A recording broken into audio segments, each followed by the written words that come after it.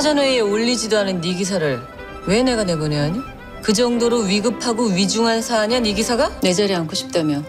그럼 실력으로 증명해봐. 열어봐. 저쪽에서도 위험부담 충분히 알고 시작했을 거야. 몸살이고 경계하겠지.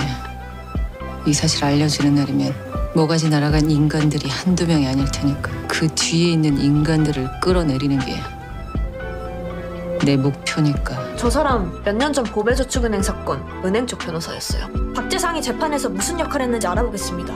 그 정도는 검증해야 하잖아요. 그걸 확인하는 게 네가 해줄 일이야. 해볼래? 이번 기획기사 잘해와봐. 공명하고 공정하게. 기자로서 자존심을 걸고. 네. 보배저축은행 사건 변호 맡으셨죠? 사건 관련 기소된 32명 중에 이 사장님이 변호 맡으셨던 4명이 자살을 했습니다. 여기에 대해서 혹시 하실 말씀 있으십니까? 전 그 사건을 수임한 13명 변호사 중 한 사람이었던 것으로 답을 대신하겠습니다. 13명의 변호사가 4명의 피고를 나눠서 변호한 건 맞는데요. 그 4명을 모두 변호한 건 이 사장님 한 분이세요. 우연의 일치인가요? 질문하신 기자분 성함 다시 한번 말씀해 주시겠습니까? OBN 오인경입니다. 두고 보세요. 9시 메인 뉴스에서 리포트할 순간이 올 겁니다. 오 기자 수습 시절 저축은행 피해자들 사이에서 유명했어요.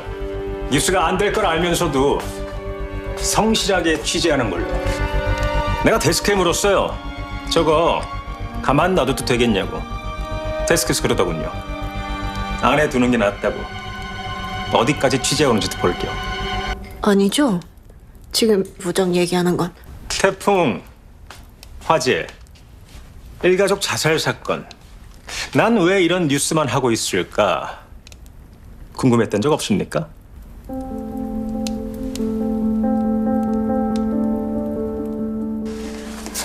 박재상이 선배에 대해 한 말이 있는데요. 난 안 믿어요. 너무 거짓말 같아서. 나한테 기자가 뭔지 알려줬잖아요. 누구에게도 굽히지 말라고. 우리는 진실을 추구한다고. 오로지 역사와 대중 앞에서만 당당하면 된다고. 나는 그때 그 자리를 뺏길까 봐 내 동기를 지켜주지 못했어. 근데 그렇게 한 번 밟혀주니까 결국 다시 밟더라. 한 번 밟아보니까 두 번째는 더 쉬웠겠지. 앞으로 너한테 들어오는 압력이 가장 셀 거야. 영향력이 커질수록 위협도 커지게 돼 있으니까.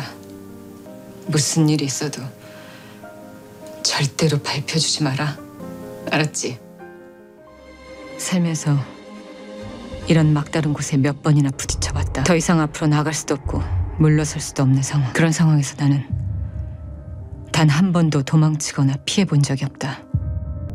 무조건 정면 돌파.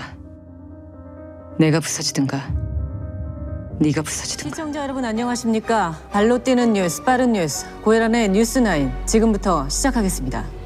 뉴스9에서 전하는 심층기획. 오늘은 지난 5일에 발생했던 체육관 붕괴 사고, 그리고 작년 10월에 발생했던 아파트 붕괴 사고에 대해 짚어볼까 합니다. 다녀오셨다고요? 안녕하세요. 98년 홍신동 철거민 살인 사건의 범인으로 24년간 복역하신 안소영 씨입니다. 오전에 혀 봉합 수술을 받으셔서 말씀을 못 하셔서요. 제가 대신 말씀을 드리겠습니다.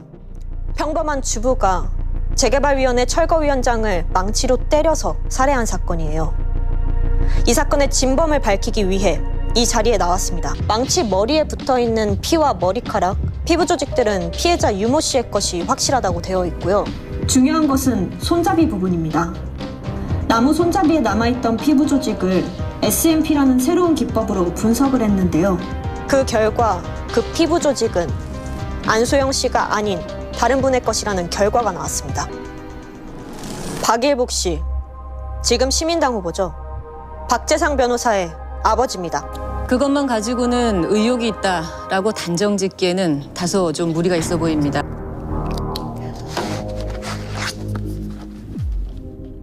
홍신동 재개발로 수주한 금액이 2조 원 이상입니다. 과연 박일복 씨가 우연히 살인을 저질렀을까요? 그리고 이것은 박일복 씨가 저지른 처음이자 마지막 살인일까요?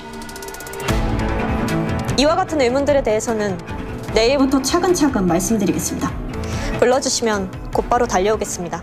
이상 고혜란의 뉴스9을 마치겠습니다. 잘했어. 됐어.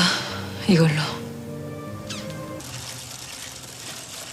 명확한 사건 개요도 없는 부실 수사. 진실 확인보단 선정적이고 자극적인 보도로 대중의 관심부터 끌고 보자는 일부 언론.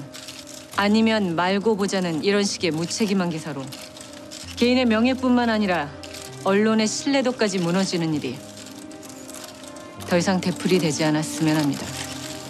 우리 품격 있게 좀 가자.